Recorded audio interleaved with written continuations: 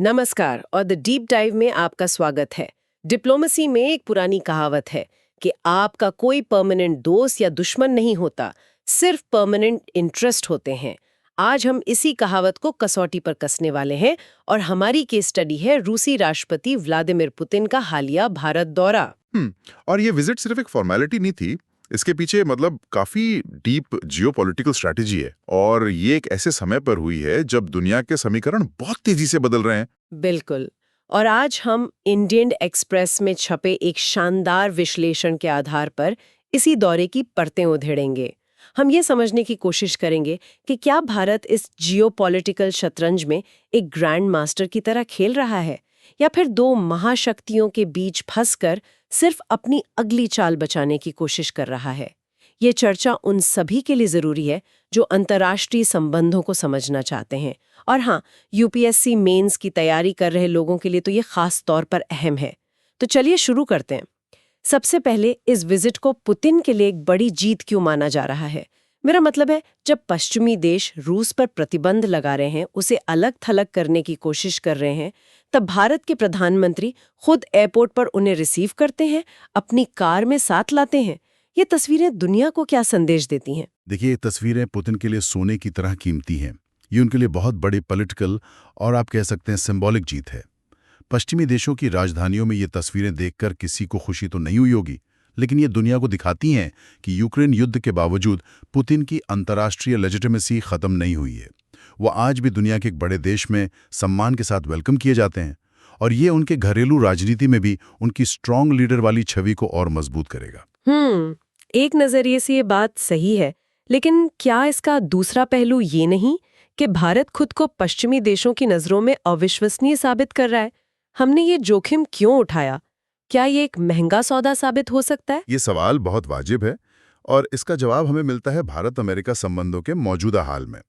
पिछले कुछ समय से, खासकर डोनाल्ड ट्रंप के दूसरे कार्यकाल में, भारत और अमेरिका की स्ट्रेटेजिक पार्टनरशिप में जो तेजी थी वो अब रुक सी ली है। ऐसा लग रहा है कि अमेरिका का पूरा ध्यान अब इंडो पैसिफिक और चीन को रोकने की रणनीति से हट रहा है। एक मिनट, ये बात थोड़ी चौंकाने वाली है। अमेरिका का ध्यान चीन से हट रहा है, ऐसा क्यों हो रहा है? क्या ये सिर्फ ट्रंप की वजह से है या इसके पीछे कोई गहरी वजह है? इसके कई कारण हैं, जिसमें अमेरिका की अपनी घरेलू राजनीति और बदलती प्राथमिकताएं शामिल हैं। नतीजा ये है कि जिस रणनीति में भारत एक की प्लेयर था, उस रणनीति का महत्व ही कम हो गया है और इसका असर सिर्फ राजनीति पर नहीं बल्कि अर्थव्यवस्था पर भी दिख रहा है।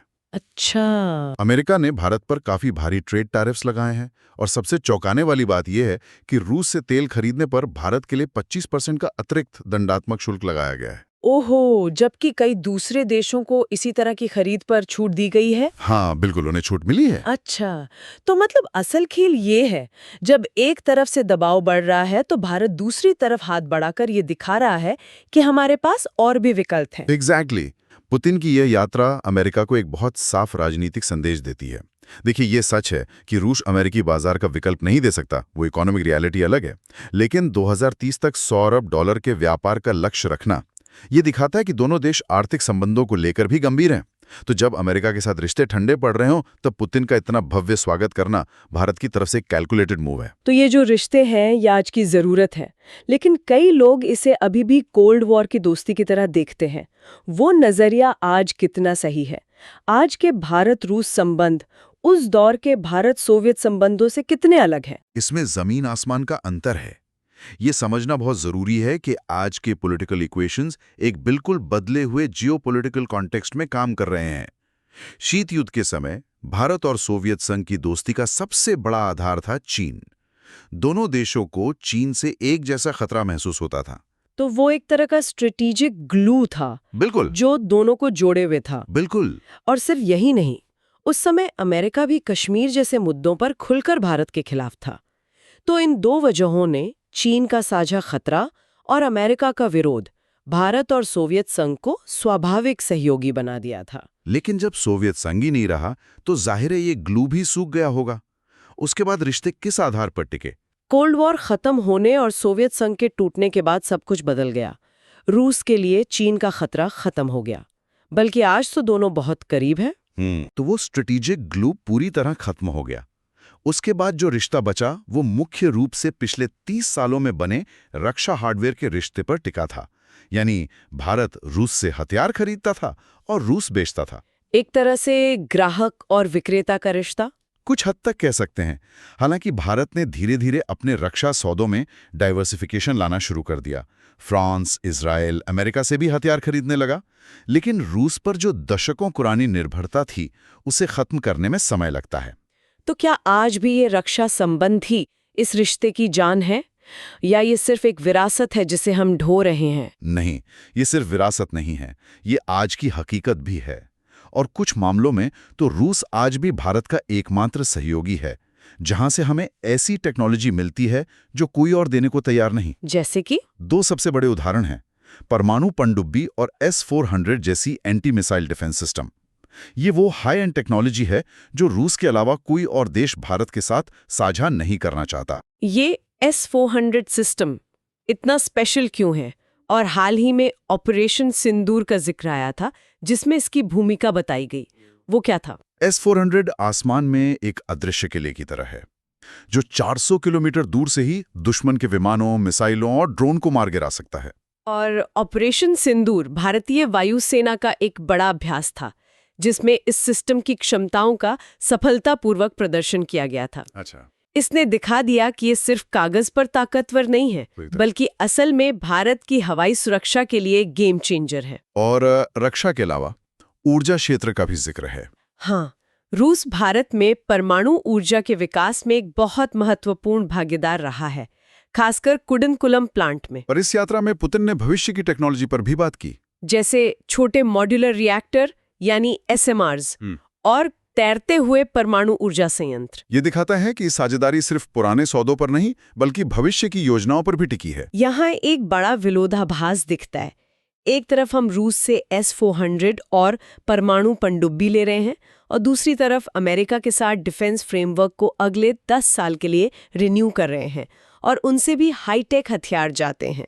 क्या ये दुनिया को दिखाता है कि भारत एक मैच्योर पावर है, या ये दिखाता है कि हम कंफ्यूज्ड हैं और दोनों नावों पर पैर रखने की कोशिश कर रहे हैं? ये इस पूरी कहानी का सबसे दिलचस्प सवाल है। अभी तक अमेरिका के साथ साझेदारी का ये हिस्सा प्रभावित नहीं हुआ है, लेकिन जैसा कि स्रोत बताते हैं, राष्ट्रपति ट्रंप के फैसलों का कोई भरोसा नहीं होता, वो बहुत अनप्रिडिक्टेबल है। ऐसे में भारत के लिए रूस के साथ रक्षा संबंधों को मजबूत करना एक तरह का रिस्क मैनेजमेंट है। तो ये कंफ्यूजन नहीं है? नहीं, इसे आप कंफ्यूजन नहीं बल्कि एक सोची समझी डाइवर्सिफिकेशन की रणनीति कह सकते हैं। भारत किसी एक देश पर अपनी सुरक्षा के लिए निर्भर नहीं रहना चाहता। जब दिल्ली में ये सब हो रहा था तो बीजिंग और ब्रसेल्स में बैठे लोग क्या सोच रहे होंगे? चीन की प्रतिक्रिया क्या हो सकती है? चीन की प्रतिक्रिया वो दोहरी होगी जी। एक तरफ कुछ चीनी विश्लेषक मानते हैं कि एक हद के बाद भारत रूस की बढ़ती नजदीकी चीन के हितों को नुकसान पहुंचाएगी, क्योंकि इससे भारत को सैन्य मजबूती मिलेगी और चीन कभी नहीं चाहेगा कि उसका पड़ोसी और प्रतिद्वंदी सैन्य रूप से और ताकतवर बने। और दूसरा पहलू क्या है? दूसरा पहलू ये है कि अगर भारत रूस की दोस्ती की वजह से भारत और अमेरिका के संबंधों में तनाव आता है तो चीन इसका दिल से स्वागत करेगा। हाँ बिल्कुल, इससे चीन को रोकने की जो अमेरिकी रणनीति है वो कमजोर होगी। लेकिन हमें यानी दिल्ली को एक बात बिल्कुल साफ रखनी चाहिए। क्या? भारत रूस की साझेदारी की अपनी सीमाएं हैं। ये रूस और चीन की नो लिमिट्स पार्टनरशिप का मुकाबला नहीं कर सकती। ये नो लिमिट्स पार्टनरशिप सुनने में तो बड़ा ड्रामेटिक लगता है। क्या इसका मतलब एक सैन्य गठबंधन है या ये बस एक पॉलिटिकल स्टेटमेंट है? ये एक फॉर्मल मिलिट्री अलायंस तो नहीं है जैसे नेटो है, लेकिन ये उससे कहीं ज्यादा है। इसका मतलब है कि अमेरिका और पश्चिमी दुनिया के खिलाफ चीन और रूस के हित लगभग हर मुद्दे पर एक साथ हैं। ये एक बहुत गहरी स्ट्रेटेजिक अलाइनमेंट है। भारत और रूस के संबंध इतने गहरे नहीं हैं क्योंकि हमारे हित चीन को लेकर रूस से बिल्कुल अलग हैं। सही बात है। और यूरोप, वो तो पुतिन के इस भव्य स्वागत से सबसे ज्यादा नाखुश होंगे, खासकर जब यूक्रेन में युद्ध और तेज हो रहा है। यहाँ बात और दिलचस्प हो जाती है। यूरोप निश्चित रूप से नाखुश है, इसमें कोई शक नहीं, लेकिन स्रोत के अनुसार यूरोप को इस वक्त पुतिन से भी बड़ा डर अमेरिका की अविश्वसनीयता से लग रहा है। अच्छा। वो देख रहे हैं कि अमेरिका कैसे यूक्रेन पर रूसी मांगों को मानने के लिए दबाव डाल रहा है। ये उनके लिए एक बहुत बड़ा झटका है। उन्हें लग रहा है कि जरूरत पड़ने पर अमेरिका उनका साथ छोड़ सकता है। तो इस संदर्भ में वे भारत के रुख को कैसे देखते हैं? क्या वो मानते हैं कि भारत रूस के पाले में जा रहा है? नहीं, मुझे ऐसा नहीं लगता। प्रधानमंत्री मोदी ने कई बार स्पष्ट किया है कि भारत यूक्रेन पर तटस्थ नहीं है, बल्कि शांति की जल्द से जल्द वापसी का समर्थन करता है। भारत ने कभी रूस की सार्वजनिक निंदा नहीं की, लेकिन साथ ही साथ देशों की संप्रभुता और क्षेत्रीय अखंडता के सिद्धांतों का हमेशा समर्थन किया है। तो भारत ने एक बहुत ही फाइन बैलेंस बनाया है। तो क्या यूरोप इस बैलेंसिंग एक्ट को समझता है? अंत में यूरोप को समझना पड़ेगा, क्योंकि आज की दुनिया में उनके और भारत के हित काफी मिलते हैं। दोनों के सामने दो बड़ी चुनौतियां हैं, एक अविश्वसनीय अमेरिका और एक आक्रामक चीन। बिल्कुल। इसलिए नई दिल्ली में पुतिन के स्वागत से नाखुश होने के बावजूद यूरोप भारत के साथ अपने स्ट्रेटेजिक संबंधों को और मजबूत ही करना चाहेगा। और इसका सबसे बड़ा सबूत यह है कि अगले साल 26 जनवरी को हमारे गणतंत्र दिवस पर सम्मानित अतिथि के रूप में यूरोपीय नेता ही आ रहे हैं। तो अगर हम सारे पीसेस को एक साथ रखें, इस पूरी बातचीत को समेटें, तो ये तस्वीर क्या बनती है? क्या भारत इस जियोपॉलिटिकल शतरंज में एक ग्रैंडमास्टर की तरह खेल रहा है या सिर्फ सर्वाइवल की लड़ाई लड़ रहा है? अगर हम इसे बड़ी तस्वीर से देखें तो ये भारत की स्ट्रेटेजिक ऑटोनॉमी यानी रणनीतिक स्वायत्ता की नीति का एक बेहतरीन उदाहरण है। भारत को बदलते गठबंधनों के इस मुश्किल खेल में अपने हितों को साधने का दशकों पुराना अनुभव है। लेकिन स्ट्रेटेजिक ऑटोनॉमी का मतलब सिर्फ अपने इंटरेस्ट में काम करना तो नहीं हो सकता। इसकी कीमत क्या है? क्या इसकी एक कीमत ये है कि हम किसी के भी पूरी तरह भरोसेमंद दोस्त नहीं रह जाते? ये एक बहुत ही महत्वपूर्ण सवाल है। इसकी कीमत है लगातार संतुलन बनाए रखने का तनाव और ये जोखिम कि दूसरे देश आपको अवसरवादी समझ सकते हैं। लेकिन इसका फायदा ये है कि आप किसी एक गुट के बंधक नहीं बनते। आपकी विदेश नीति के फैसले वॉशिंगटन या मॉस्को में नहीं बल्कि दिल्ली में लिए जाते हैं। और शायद आज की मल्टीपोलर दुनिया में एक उभरती हुई शक्ति के लिए यही सबसे समझदारी वाली रणनीति है, जो किसी का जूनियर पार्टनर बनकर नहीं रहना चाहता। पुतिन की ये यात्रा इसी रणनीति का एक जीवंत प्रदर्शन थी। तो आज की चर्चा से ये साफ है कि पुतिन की यात्रा रूस और भारत दोनों के लिए एक स्ट्रेटेजिक सक्सेस थी। ये बदलते भारत अमेरिका संबंधों के बीच भारत द्वारा अपनी विदेश नीति को रीबैलेंस करने का एक प्रयास है। ये रिश्ता रक्षा और ऊर्जा की विरासत पर टिका है, लेकिन इसे चीन रूस की बढ़ती नजदीकी जैसी नई हकीकतों का सामना भी करना पड़ रहा है। कुल मिलाकर यह यात्रा भारत की उस कुशल कूटनीति को दर्शाती है जो इस जटिल वैश्विक मंच पर अपने लिए जगह बनाना और अपनी हितों को साधना जानती है। आज की चर्चा के बाद एक सवाल सोचने लायक है। एक तरफ रूस और चीन की नो लिमिट्स पार्टनरशिप है और दूसरी तरफ अमेरिका की अप्रत्याशित नीतियां। ऐसे में रूस के साथ अपने ऐतिहासिक संबंधों पर भारत के लिए लॉन्ग टर्म में अवसर और जोखिम क्या हैं? क्या ये संतुलन साधने की रणनीति हमेशा चल सकती है या भविष्य में भारत को कोई कठिन विकल्प चुनना पड़ सकता है? इस पर विचार कीजिएगा। अगर आपको ये विश्लेषण पसंद आया तो इसे लाइक करें और हमारे चैनल को सब्सक्राइब करें। आपके कोई प्रश्न या विचार हों तो कमेंट्स में ज़रूर बताएं।